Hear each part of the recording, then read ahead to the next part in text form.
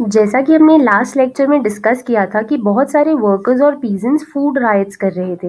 वो food rights इसीलिए कर रहे थे क्योंकि ब्रेड के प्राइसेस बहुत ज़्यादा बढ़ चुके थे, लेकिन उनकी जो वेजेस थी वो अभी भी फिक्स थी।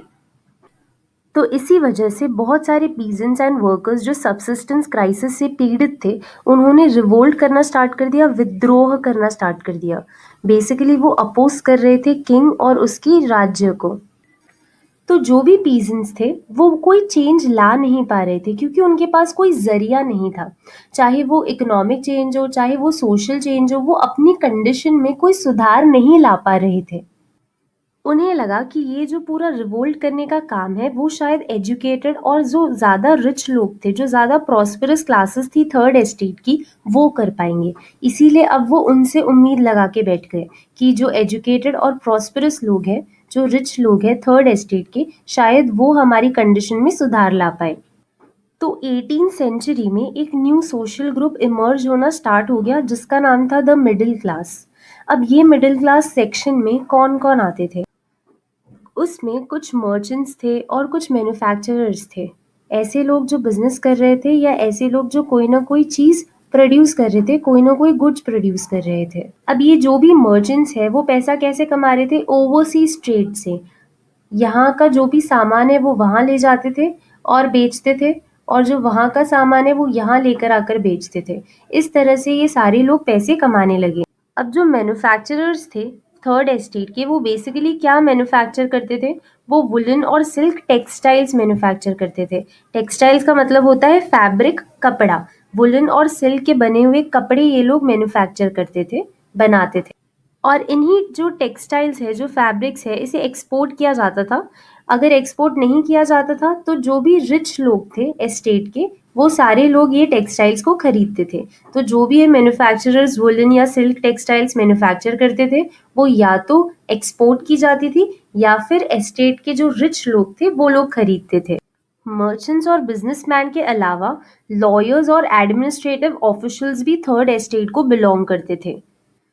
ये सारे लोग एजुकेटेड थे। जो भी middle class, new middle class emerge हुआ था 18 सेंचुरी में, ये सारे लोग एजुकेटेड थे, पढ़े लिखे थे, और ये बिलीव करते थे कि किसी को भी बर्थ से बेनिफिट्स नहीं मिलने चाहिए, कुछ स्पेशल प्रिविलेजेस नहीं मिलने चाहिए। मतलब जैसे कि राजा का बेटा राजा होगा, नोबल का बेटा नोबल होगा, ऐसा नहीं होना चाहिए।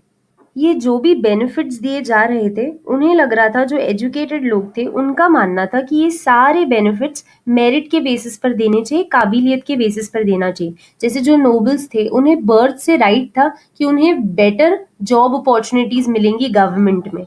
तो वो गलत था। क्यों? क्योंकि वो काबिलियत के बेसिस पर नहीं था, वो एक टाइटल के बेसिस पर था जो उन्हें बर्थ से मिला था। ये बेनिफिट उन्हें पैदा होते से ही मिला था।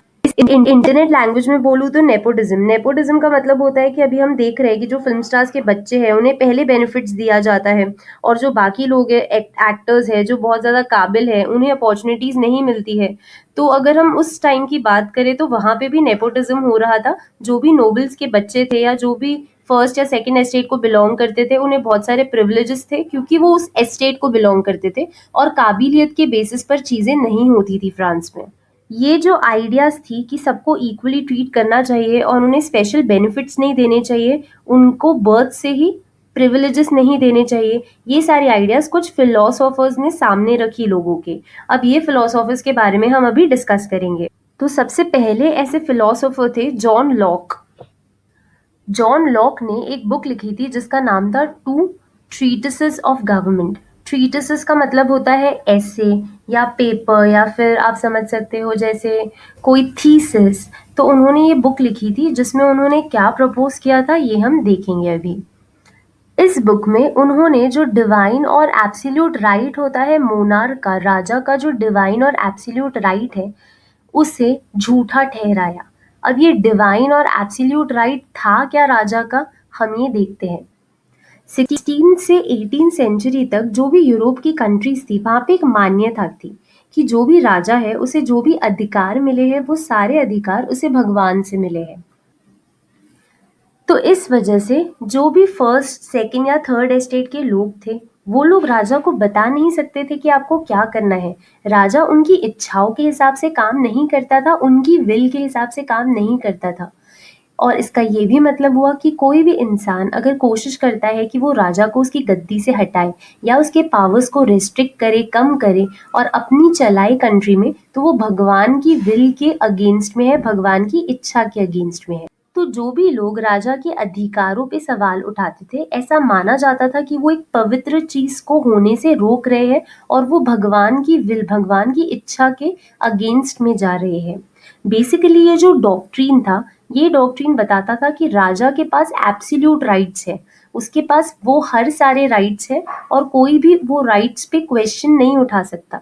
ये एक तरीके से मोनार्की को जस्टिफाई करने का तरीका था यूरोप में। जॉन जैक्स रूसो ये हमारा सेकंड फिलोसोफर है और इस फिलोसोफर ने एक बुक लिखी थी जिसका नाम था द सोशल कॉन्ट्रैक्ट। उन्होंने अपनी बुक में प्रपोज किया एक ऐसा गवर्नमेंट जिसमें सोशल कॉन्ट्रैक्ट हो लोगों के बीच में और जो लोगों ने उनके रिप्रेजेंटेटिव्स को सिलेक्ट किया है उनके बीच में। जिससे सिंपल भाषा में समझे तो जब मैं वोट देने जाती हूँ तब मैं क्या करती हूँ, मैं एक रिप्रेजेंटेटिव सिलेक्ट करती हूँ जो मुझे रूल करेगा, मैं एक अथॉरिटी सिलेक्ट करती हूँ। उसके बदले में मैं उन्हें फ्रीडम देती हूँ कि वो कुछ मेरे बिहाफ पर डिसीजंस ले पाए।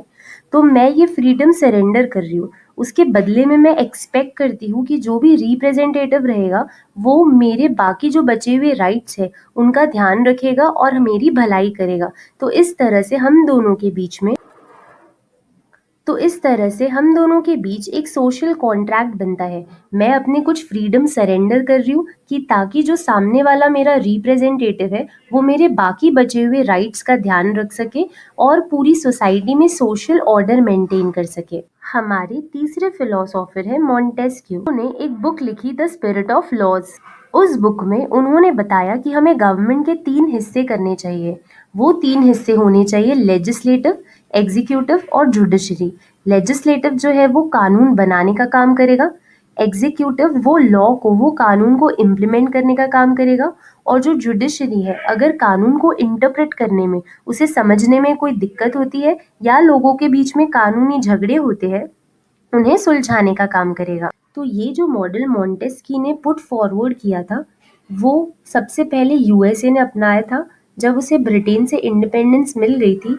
ऐसी इंडिपेंडेंस जिसमें आप जानते होंगे कि लुई 16 ने भी मदद किया था अमेरिका की। तो वो इंडिपेंडेंस मिलने के बाद यूएसए सबसे पहली कंट्री थी जिन्होंने ये मॉडल अपनाया था। मतलब उन्होंने अपने गवर्नमेंट के 3 हिस्से किए थे, लेजिस्लेटिव, जुडिशरी और एग्जीक्यूटिव। जो भी फिलोसोफर्स थे और उन्होंने जो भी अपनी आइडियाज़ को शेयर किया था वो एक तरीके से चर्चा का विषय बन चुका था फ्रांस में। जो भी लोग सलोन्स में जाते थे या कॉफ़ी हाउसेस में जाते थे वो ये सारे टॉपिक्स पर डिस्कशन करते थे, बातें करते थे और अपने विचार एक दूसरे से शेयर करते थे। सिर्फ ये सारी आइडियाज सलोन्स और कॉफ़ी हाउसेस से नहीं स्प्रेड हो रही थी, बुक्स और न्यूज़पेपर्स भी ये सारी आइडियाज़ पे आर्टिकल्स लिखते थे और उसे पब्लिश किया जाता था। इसी के साथ हम आज का ये लेक्चर, आज का ये एपिसोड ख़त्म करते हैं। नेक्स्ट एपिसोड में हम पढ़ेंगे कि ऐसा क्या हुआ जिस वजह से फ्रेंच रेवोल्यूशन हुआ। आउटब्रेक ऑफ फ्रेंच रेवोल्यूशन पढ़ेंगे। हम देखेंगे कि आखिर पेरिस के लोग स्ट्रीट्स पर क्यों आ गए।